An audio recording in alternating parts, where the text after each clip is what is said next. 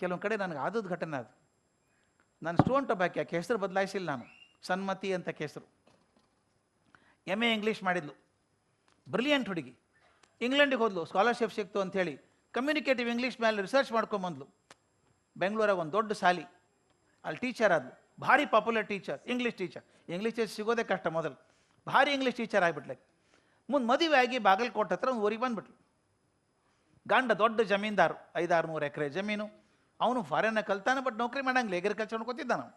ಈ ಹುಡುಗಿ ಉಸಿರುಗಟ್ಟದಂಗೆ ಆತು. ಬೆಂಗಳೂರಾಗಿದ್ದು ಕಲಿಸ್ದಕ್ಕಿ ಖಾಲಿ ಕೊಡೋದ್ರೆ ಹೆಂಗೆ ಕೊಡ್ತಾ ಮನ್ಯಾಗ. ನನಗೆ ಫೋನ್ ಮಾಡಿದ್ಲು, ಸರ್ ಏನು ಮಾಡಲಿ ಸರ್. ಅದಪ್ಪ ನಿಮ್ಮ ಊರಾಗ 2 ಶಾಲೆ ಅವಲ್ಲ, ಯಾಕೆ ಹೋಗ್ಬಾರ್ದು ಪಾಠ ಮಾಡಬಾರ್ದು ಅಂದೆ. ನನಗೆ ಗೊತ್ತಿಲ್ಲ ಸರ್, ನಾನು ಮಾತಾಡ್ತೀನಿ ತಗೋ ಅಂದೆ. ಆ ಇಬ್ಬರು ಚೇರ್ಮನ್ರಿಗೆ ಮಾತಾಡಿದೆ ನಾನು, ನೋಡ್ರಿ ನಿಮ್ಮ ಊರಾಗಿದ್ದ ಹುಡುಗಿಕಿ ಭಾರಿ ಇಂಗ್ಲೀಷ್ ಟೀಚರು, ಸಿಗೋದೇ ಇಲ್ಲ ನಿಮ್ಗೆ ಅಂತವ್ರು, ಇಂಗ್ಲೆಂಡಿಗೆ ಕಲ್ತು ಬಂದಾಳಕಿ. ಇಬ್ಬರು ಏನಂದ್ರೆ ಗೊತ್ತೇನ್ರಿ, ಹಂಗಾದ್ರೆ ಭಾಳ ಪಗಾರ ಕೇಳ್ತಾಳ್ರಿ ಆಕಿ ಅಂದರು. ಇಲ್ರಿ ಪಗಾರ ಬೇಕಾಗಿಲ್ಲ ಆಕೆಗೆ, ನೌಕರಿ ಕಲಿಸ್ಬೇಕಂತಾಳಕಿ, ಪಗಾರ ಬೇಕಾಗಿಲ್ಲ ರೀ. ಹಂಗೆ ನಮ್ಮಲ್ಲಿ ಬರಲಿ. ಹಂಗಂದ್ರೆ ಪಗಾರ ಕೊಟ್ಟರು ಬೇಡ, ಪಗಾರ ಕೊಡ್ತಿದ್ರು ಬರಲಿ. ಆಕೆ ಒಂದು ಶಾಲೆಗೆ ಹೋದ್ಲು, ಪಾಠ ಮಾಡ್ಲಿಕ್ಕೆ ಶುರು ಮಾಡಿದ್ಲು. ಮೊದಲೇ ದಿವಸ ಹೆಡ್ ಮಾಸ್ಟರ್ ಭೇಟಿ ಆದ್ಲು. ಹೆಡ್ ಮಾಸ್ಟರ್ ಭಾಳ ಖುಷಿ ಆಯ್ತು, ಇಂಗ್ಲೆಂಡ್ನಾಗ ಕಲ್ತಾಗ ಬಂದಾಳ ನಮ್ಮ ಶಾಲೆಗೆ. ಆಕೆಗೆ ಸೆಕ್ಷನ್ ಕೊಡ್ತಾರಲ್ಲ, ಕ್ಲಾಸ್ ಟೀಚರ್ ಮಾಡಬೇಕಲ್ಲ, ಆಕೆಗೆ ಕೊಟ್ಟರು. ಆಕೆ ಸ್ಟಾಫ್ ರೂಮಿಗೆ ಬಂದು ಖುಷಿಯಾಗಿ ಹೇಳಿದ್ಲು, ನನಗೆ ಪ್ರಿನ್ಸಿಪಾಲ್ ಭಾಳ ಚಲೋದಾಗ ಮಾತಾಡ್ಸಿದ್ರು, 9th D ಕ್ಲಾಸ್ ಟೀಚರ್ ಮಾಡ್ಯಾರ ನನ್ನ ಅಂತ. ಎಲ್ಲ ಟೀಚರ್ ಹಿಂಗೆ ನೋಡಿದ್ರು, ಅಯ್ಯೋ 9th Dನ ಆತು ಬಿಡ್ರಿ ನಿಮ್ಮದು ಅಂದರು. ಯಾಕೆ ಅಂತ ಕೇಳ್ಲಕ್ಕಿ, 9th D ಅಸಾಧ್ಯ ಕೆಲಸ ಅದು, ದಡ್ರು ಅಂದ್ರೆ ದಡ್ರು ಆ ಕ್ಲಾಸ್ನಾಗಿರೋರು. ಆಕೆ ಒಂದು ಅದು ಹೆಂಗೆ ದಡ್ರು ಇರ್ತಾವ್ರಿ.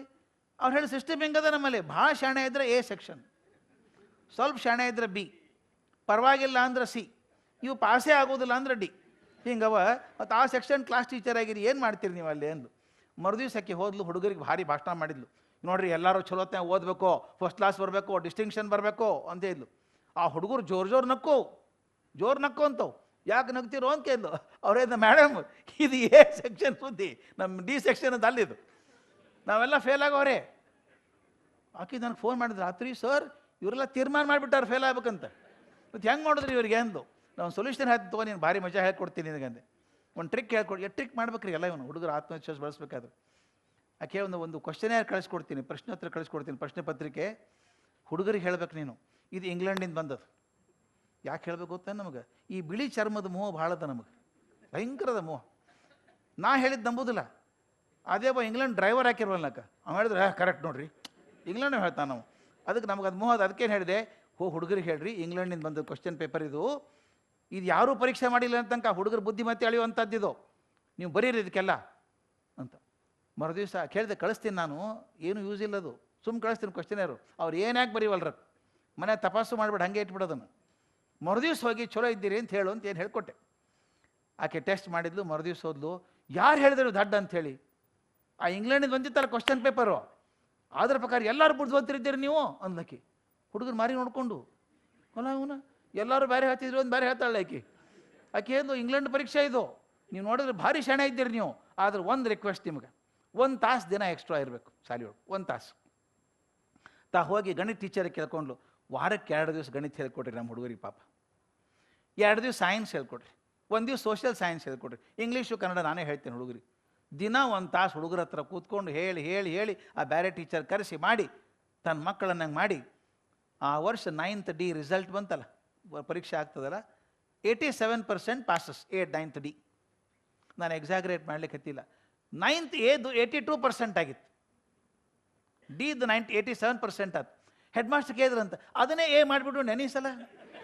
ಆಕೆ ಬ್ಯಾಡ್ರಿ ಡಿನೇ ಇರಲಿ ಅಂದಕ್ಕೆ, ಡಿನೇ ಇರಲಿ. ಮರು ವರ್ಷ ಹಠ ಹಿಡಿದು ಇನ್ನೂ ದುಡಿದು, first time in the history of the school that section got 100% results in the board examinations. ನಾ ಯಾಕೆ ಹೇಳ್ತೇನೆ ಅಂದ್ರೆ, ಹುಡುಗರು ದಡ್ಡ ಇರೋದಿಲ್ಲ ರೀ ಸರ್. ನಾವು ದಡ್ಡ, ಅದಕ್ಕೆ ವಿವೇಕಾನಂದರು ಭಾಳ ಚಂದ ಹೇಳ್ತಾರೆ, ನಿಮ್ಮ ಮಗ್ ನೀವು ದಡ್ಡ ಅಂದ್ರೆ ಅವು ಹಂಗಾಗೇ ತೋರಿಸ್ತಾನಂತ. ವಿವೇಕಾನಂದ ಹೇಳೋ ಮಾತು, if you call your son an idiot, he proves you right ಅಂತ. ಅದಕ್ಕೆ ಆ ಆತ್ಮವಿಶ್ವಾಸ ಕೊಡುವಂಥ ಟೀಚರ್ ನಿಮಗೆ ಕೆಲವರು ಇದ್ದರು. ಈಗ ನನ್ನ ಪದ ಎಲ್ಲಿ ಬರ್ತದ ಅಂತ, ನನ್ನ ಸ್ಥಾನ ಎಲ್ಲಿ ಬರ್ತದ ನೋಡ್ಕೊಂಡಾಗ, if I can go on the right hand side of the spectrum, my life is done. ಇದಾಗಬೇಕಾದ್ರೆ ಒಂದು ಗುಣ ಅದ ಸರ್, ನಂಗೆ ಟೈಮ್ ಇರೋದು